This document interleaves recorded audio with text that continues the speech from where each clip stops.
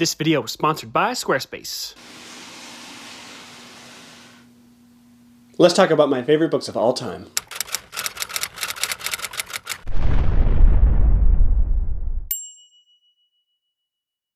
Hello friends, family, and intimate reading associates. Today, that's right, we're going to be talking about my favorite books of all time.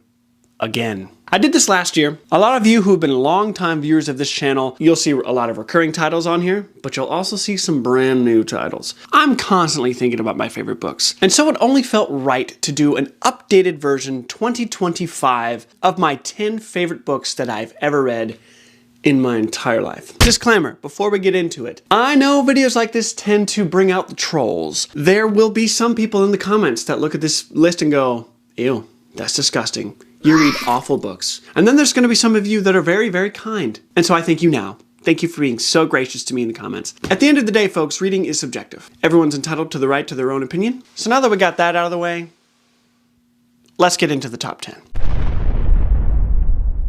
Watership Down by Richard Adams. Watership Down by Richard Adams is by all rights a classic. But not just any kind of classic. It is classic fantasy. And the reason being for that is, well, most characters, actually every single character in this book is not a human. They're rabbits, or some kind of talking animal. A group of rabbits flees their warren when their home is threatened by industrialization. They flee to find a brand new home of their own. Along the way, they face predators, environmental threats, and other rival warrens of rabbits. This book goes so deep on its social commentary. There's even a little bit of commentary on World War II kind of strung along throughout this narrative. It's one of the most beautiful stories ever written with some of the most whimsical characters you'll ever run into, like Hazel and Fiver and Bigwig. But above all of that, it's a superbly profound novel that explores what it truly means to survive in a world where you are not at the top of the food chain. Now, why should you read this book? I don't see a lot of people talking about this on BookTube. And if they do talk about it, they probably talk about the 1970s cartoon movie, which is probably the most disturbing movie I've ever seen in my entire life. But I don't see BookTube as a whole embracing this novel, and honestly, that's a shame. I would love it if this book got more mainstream love on the creator side of things, because it's that good. Just for the world building alone, the fact that Richard Adams crafted an entire lore surrounding rabbits and their almost pseudo-religion and their ancestry and how they tie themselves all the way back to the first rabbit, it is a brilliant undertaking for what seems to be just a child's story. But, of course, I would say it's much more than that. That is why Richard Adams' Watership Down earns the 10th spot on this list. A Game of Thrones by George R.R. Martin. This book is the book that single-handedly got me back into reading fiction. At the time that I discovered this beauty, I was a non-fiction exclusive reader. I thought fiction was for children. I thought it was for people that were immature. I soon closed my mouth and changed my ways once I read this book. This book is the epic story of a world thrown into chaos when a king dies and noble families vie for control of the Iron Throne. We follow specifically one of these noble families known as the Starks, and their struggle for survival, stay together, and ultimately the things that break them apart. Even though this is a postmodern mess of a series, this book holds near and dear in my heart. I'd never read characters like this before. I'd never read prose like this before. And to be honest, to this day, I still think George R. R. Martin has my favorite dialogue of any author I've ever read. He just has the best, most brilliant dialogue between characters. It's almost as if he has been a fly on the wall in rooms of state where very important things are being discussed between very powerful individuals. This book shines forth like a freaking burning beacon among the epic fantasy genre. Now everything that's come after it since 1996 tries to copy this formula, and to be honest, none of them do a really good job of getting even close. So why should everybody read it? Some of the main reasons is, again, the characters.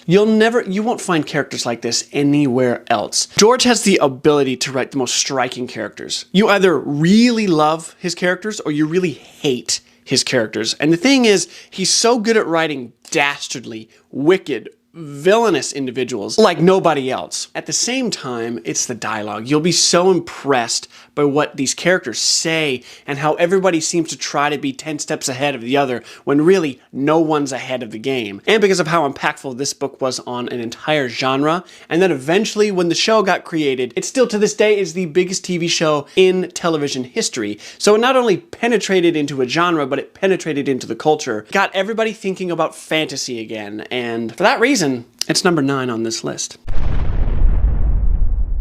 The Brothers Karamazov by Fyodor Dostoevsky. Now, long-standing viewers of this channel are probably going, Ian, last year you said this was the greatest book you'd ever read in your entire life. I did say that, didn't I? I think at the time that I read it, it absolutely was. But it's been nearly 6 months since I read this book, and I've thought about it since. It is definitely one of the greatest books I've ever read, and I certainly think it is one of the greatest books, if not the greatest book ever written. However, it's low on this list because the more that I think about it, the more I realize I think I like other stories better. This is number 8, and there's 7 more books to talk about, so there's at least 7 other stories that I think I enjoy more. This is a murder mystery set in 19th century Russia. The patriarch of this family, known as Fyodor Pavlovich, is murdered. His 3 sons, Dmitri, Ivan, and Alyosha, are the prime suspects in this murder. This book is much, much, much more than that, though. This book is equal parts murder mystery and philosophy. Dostoevsky, being one of the great Russian thinkers of his day, tended to weave philosophical and existential questions and themes all throughout his novels. This book not only explores,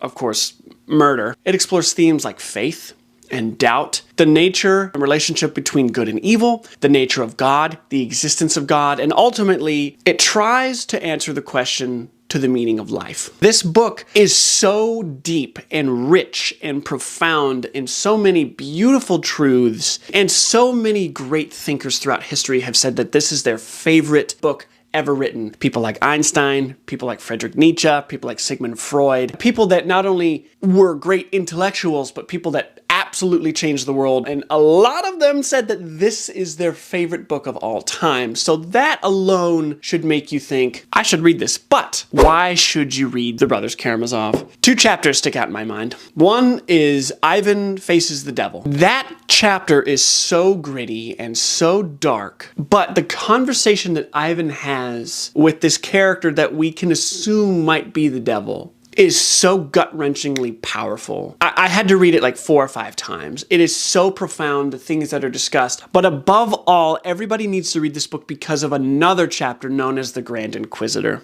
This is an epic poem written by one of the characters of this novel. When I came across it, I probably read it 20, 25 times. That chapter alone changed my life. It changed my life. It changed who I was as a person. And I have no doubt that this book could do that for everybody. If you give it the time, you will walk away completely changed. Just let the characters do their thing. Just let Dostoevsky take you away and make you think about things that you may not have thought about before. I guarantee it'll change your life, and that is why this book is coming in at number 8. But before we continue, I need to talk to you about today's sponsor, Squarespace. Squarespace is the all-in-one website platform for entrepreneurs and those looking to build their dream website online. They have hundreds of layout options and absolutely everything is customizable. Squarespace makes it so incredibly easy to engage with your audience, while simultaneously making it so much easier to sell whatever kind of content and or products you're promoting online. It's all in one place and it's all on your terms. Squarespace's new Design AI empowers you to create a perfect, beautiful, and bold website with everything that you're looking for, all with just a click of a button. If you're interested in giving Squarespace a shot, head on over to squarespace.com or head on over to squarespace.com/IanGoobly to get 10% off your first purchase of a website or domain. Thank you so much again to Squarespace for sponsoring today's video. Back to the top 10.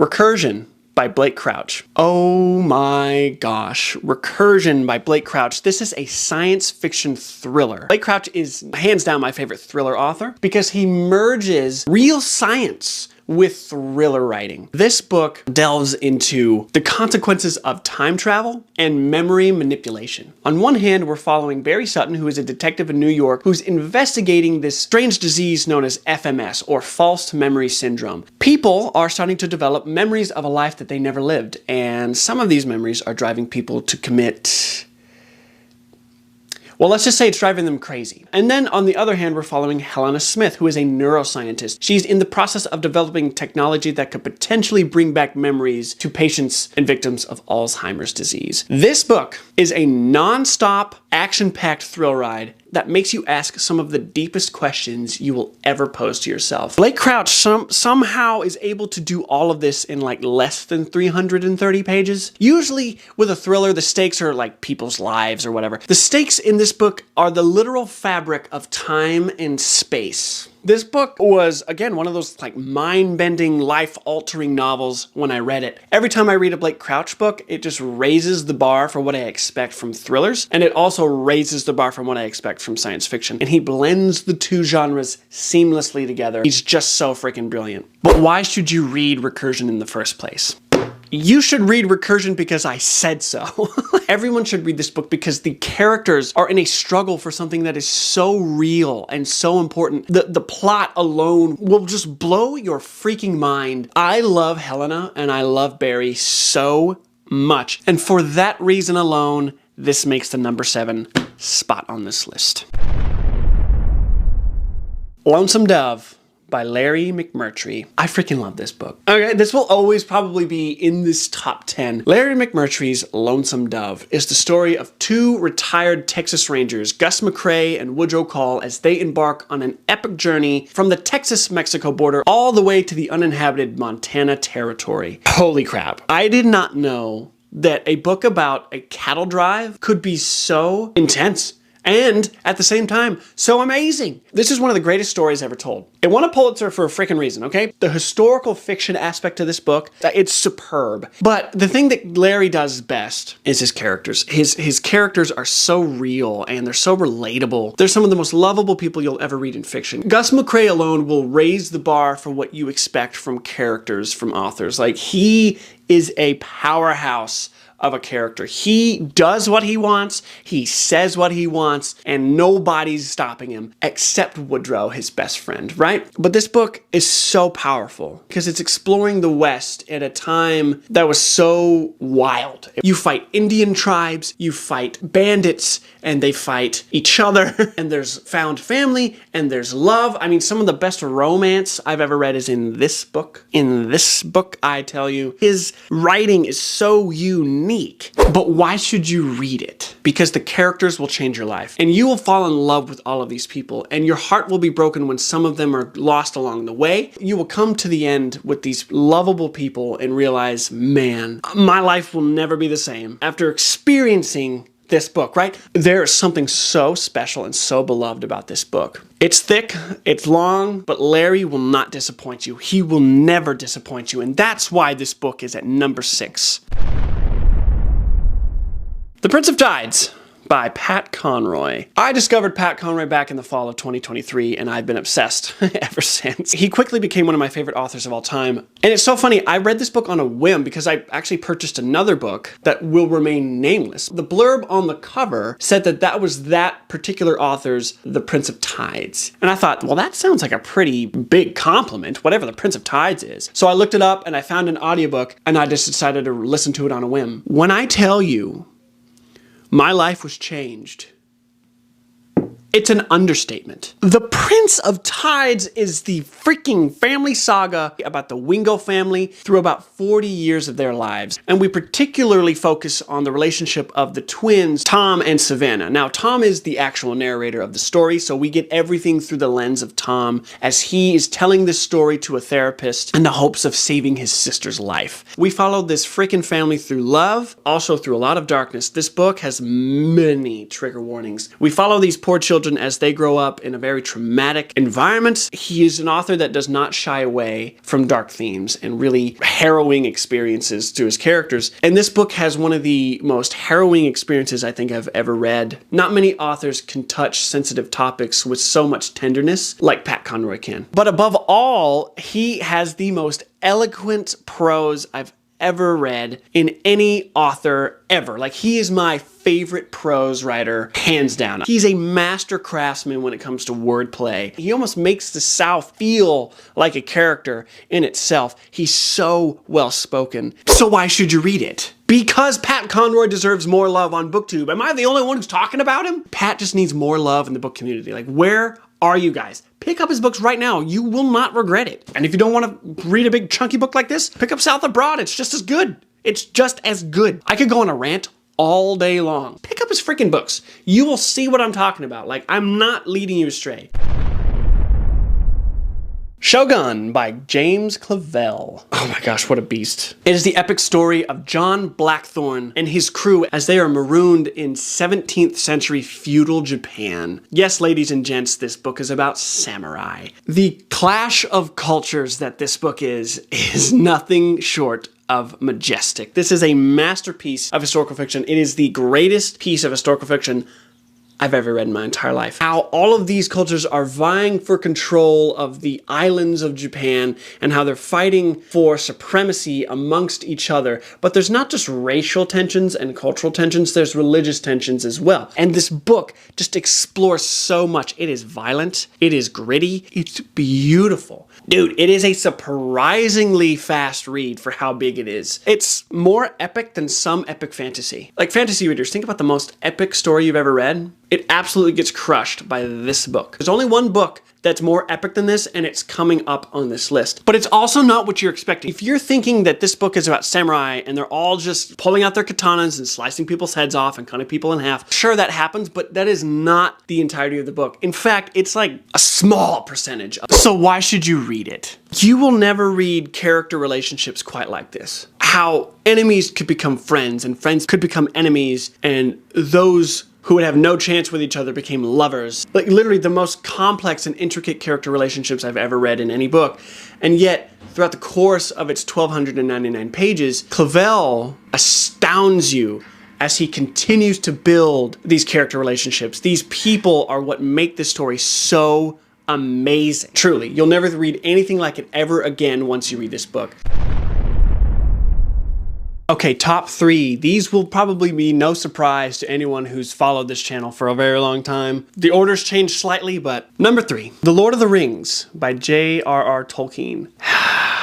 What to say about this book that hasn't already been said? What could I possibly add to the mountain of accolades that this book has received? The story about Frodo Baggins and his fellowship as they embark on the daring quest to destroy the Ring of Power before the Lord Sauron could get his hands on it and destroy the world. That's just talking about it lightly. There is so much more to unpack. This book is the reason modern fantasy exists in any medium. You don't have modern fantasy TV shows, you don't have modern fantasy video games, you don't have modern fantasy books, any capacity without this bad boy. J.R.R. Tolkien completely changed the literary landscape forever when he released this magnum opus of fiction. I still compare everything that I read in fantasy to this book. Fantasy had never seen world building like this. How fantasy had never seen languages developed like this. How these characters are some of the most famous characters in literature history. Everybody knows who Bilbo Baggins is. Everybody knows who Frodo Baggins is. Everybody knows who Gandalf the frickin' Grey is. And the fact that they're still with us, they're still in our hearts 70 years later. This is the most epic story ever written. This is the book. The word epic in the dictionary has a picture of J.R.R. Tolkien's freaking face on this book. So why should you read it? Never before have you ever seen imagination quite like this. For those of you who have read it, you understand it. For those of you who haven't, you are missing out. This is a classic among classics. And it's one of the greatest classics ever written. And it's one of the greatest books ever written. It's one of the greatest stories ever told. And nobody can change my mind on that. I know a lot of people think this is outdated, but maybe you're outdated. What more do I need to say? Okay.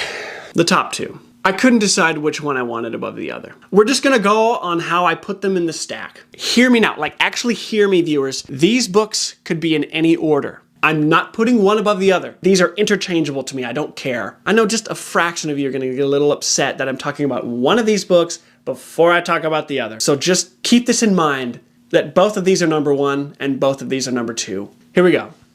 Number 2, The Count of Monte Cristo by Alexander Dumas. This is the greatest classic novel of all time. Let me say it again.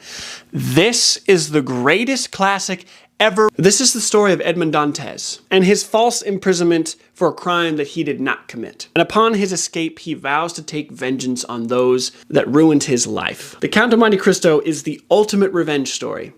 Everything you've heard about this book is true. But the thing is, this book is not just about vengeance. It's also about how a man can go from being so virtuous and how over time, how this man can deteriorate and be broken down into his base nature of evil and cruel and vindictive. But at the same time, this book is also about forgiveness. And what does it mean to forgive? What does it look like? This book shows that we cannot be good judges of what true justice is. What does true justice look like? It doesn't look like some of the things that Edmund gets away with in this book. I was shocked to my core at the lengths that the Count of Monte Cristo is willing to go to enact his revenge. It's so deep, it's so rich, it's so profound in its exploration of the human condition with some of the most memorable characters you will ever read in your entire life. It is a commitment, but a commitment that's absolutely worth it. So why should you read it?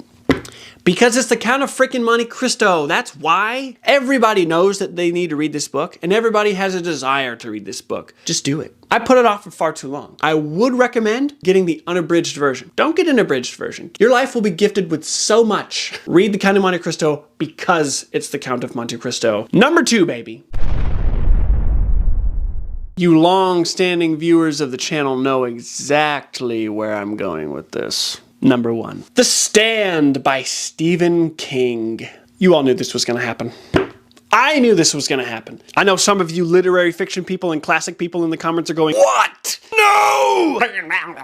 Where's Moby Dick?" I don't care. This is The Stand and I love it. Stephen King is my favorite author. For those of you new to the channel, every book that I've read of his has just been a gold mine. And The Stand is one of his many magnum opus. He has several. This is one of those. Stephen King's epic, post-apocalyptic dystopian story about a virus that kills 99.9% of the world's population, and the people that are left are then subject to dreams that draw them to certain locations across the continent of North America. The story ultimately comes down to the battle for good and evil. And it's still so much more when you stop to think about the connections that this book has to Stephen King's broader multiverse of his entire collected works. Everything that he's ever written ties directly to this thing known as the Dark Tower. This book has a direct tie to the Dark Tower series. It's so good. It's so good. It's some of King's best characters. It's some of King's best plotting. It's some of King's best structure. Is there some fluff in there? Absolutely. Again, this is an unabridged version. This is what's known as the uncut version. There is an abridged version that is about 500 pages less. And I think this is a perfect story from beginning to end. When I try to stop and think of like the greatest book I've ever read, this always sticks in my mind. Just as much as the Count of Monte Cristo, this is the absolute best. Like, I can't think of anything else.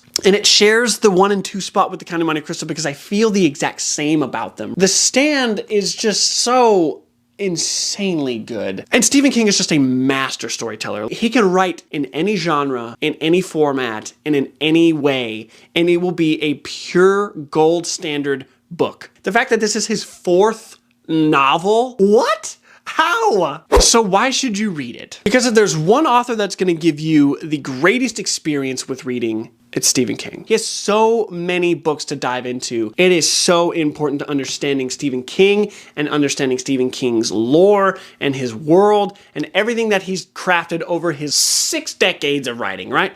Well, probably less than, I don't know. When it comes to dystopian stories and post-apocalyptic stories, it's the greatest of all time. Now, there's gonna be folks coming in this comment section saying, "Ian, if you like The Stand, you should read Robert McCammon's Swan Song." I have read Swan Song, and I really like it. But to me, The Stand blows Swan Song out of the water. So there's my answer on that. Have at it in the comments like wild dogs. But this one stands the testament of time. Every time I read a really good book, I think, it wasn't The Stand though. Now, these are my favorite books that I've ever read in my entire life. They're all unique. They're all perfect in my eyes. I love every single one of them. And I urge you, if you've not read a single one of these, or if you're wanting to read some of these, just do it. This is the video that's convincing you right now. Read these freaking books. You will not be disappointed. And if you are, I'm sorry. Again, reading is subjective, so there's nothing I can do about your taste. There's nothing you can do about my taste. I would say this is a pretty broad taste, right? There's science fiction, there's fantasy, there's dark fantasy, there's historical fiction, there's classics,